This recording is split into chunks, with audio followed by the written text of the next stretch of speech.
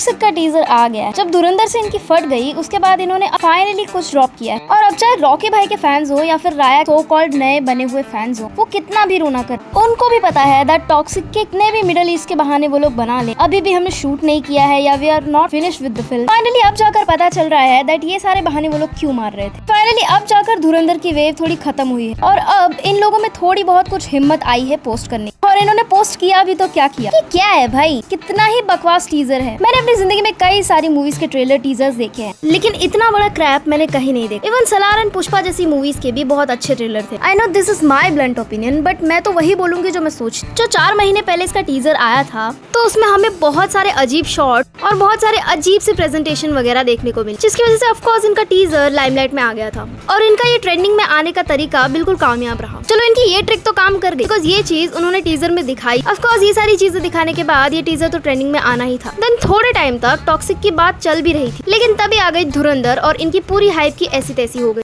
और धुरंधर ने तो फिर 2 महीने तक जो राज किया है, जो बॉक्स ऑफिस पर धज्जियां उड़ाई है, वो तो हिस्ट्री ही रह चुकी है। देन फाइनली उसके बाद इन्होंने दूसरा ट्रेलर ड्रॉप किया, जिसमें इन्होंने अपने थोड़े पुराने बैकलैश को ध्यान में रखते हुए टीजर को बेटर बनाने की कोशिश तो की और ज्यादा मूवी के शॉट्स दिखाए, which was actually better than the teaser. हम इन सब चीजों पर तो एग्री करेंगे, लेकिन जो चीज इन्होंने आज रिलीज की, जिसमें मूवी की लीड एक्ट्रेसेस को इंट्रोड्यूस किया गया, चाहे हम नयनतारा की बात करें, कियारा आडवाणी की बात करें या फिर रुक्मिनी वसंत की, सबको इस टीजर में दिखाया गया है। स्पेशली उनका लुक रिवील किया गया और कोई out of the world look नहीं था इनका, बट उनका फिल्म में काम एक्चुअली में होने क्या वाला है ये देखने के लिए ऑडियंस ज्यादा एक्साइटेड। एंड स्टिल अभी भी उनका जो रोल है, जो प्लॉट में उनका काम है, I am still looking forward to that. But अगर हम बात करें इस नए टीजर की, तो bro it looks so bad, it is actually so pathetic. Yash का जो बार है जो उन्होंने KGF 2 से सेट किया था, चाहे किसी को मूवी पर्सनली पसंद आए या ना, KGF एक बेंचमार्क जरूर थी मास फिल्म्स के लिए। और उस मूवी का टीजर अगर आज भी देखो तो भले मूवी मुझे उतनी पसंद नहीं आई, बट उसका टीजर देख के तो गूज़बम्प आ जाता। और उसके बाद यश से एक्सपेक्ट किया जाता है दैट उनका लेवल और भी बड़ा होगा, बट यहाँ पर एक अनएक्सपीरियंस डायरेक्टर का होना साफ साफ टीजर में नजर आ रहा है।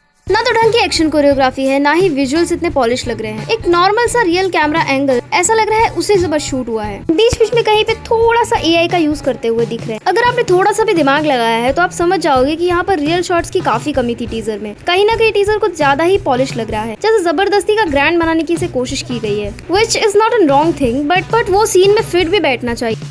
और यश का इसमें वही काम था जो उसके बाकी 2 टीजर में, 1-2 क्रिंज डायलॉग मारना और निकल ले, और यहाँ भी वो वही करते हुए नजर आ रहे हैं। गर्ल्स एक एक करके आओगी या साथ में आओगी? आई मीन इस डायलॉग को लिखा किसने, मुझे ये जान। ये डायलॉग लिटरली एकदम स्वैग के साथ मारा है उन्होंने, जो कि क्लियरली एक 14-15 साल के लड़के की राइटिंग लगती है, और ऐसे ही ऑडियंस को गूज़बम्प देने के लिए बनाया ये डायलॉग। और इसके रियल और जेन्युइन रिएक्शंस हमें ऑनलाइन देखने को मिल जाएंगे। आई रियली थॉट कि यश रामायण से पहले कोई अपनी पब्लिक इमेज को सुधारने के लिए कुछ अच्छा प्रोजेक्ट करेंगे, but I am assuming somewhere that toxic की उनकी ये इमेज रामायण पे भारी ना पड़ जाए। आई रियली होप रामायण पे इसका कोई इफेक्ट ना, because that team is actually working hard on the project. और अगर टीजर के और एस को देखें, जैसे कि action choreography, so that really look bad. जो ब्लास्ट सीन्स दिखाए गए हैं वो लिटरली इतने गंदे लगते हैं जैसे पहले टीजर में, जीरो इम्प्रूवमेंट एट ऑल। ऐसा लग रहा है दैट एक्शन कोरियोग्राफी पे कोई काम ही नहीं हुआ। 1-2 जगह पे विजुअल्स ठीक लगते हैं, लेकिन फिर तुरंत एक गंदा सा शॉट आ जाता है जो पूरा इंप्रेशन ही खराब कर देता है।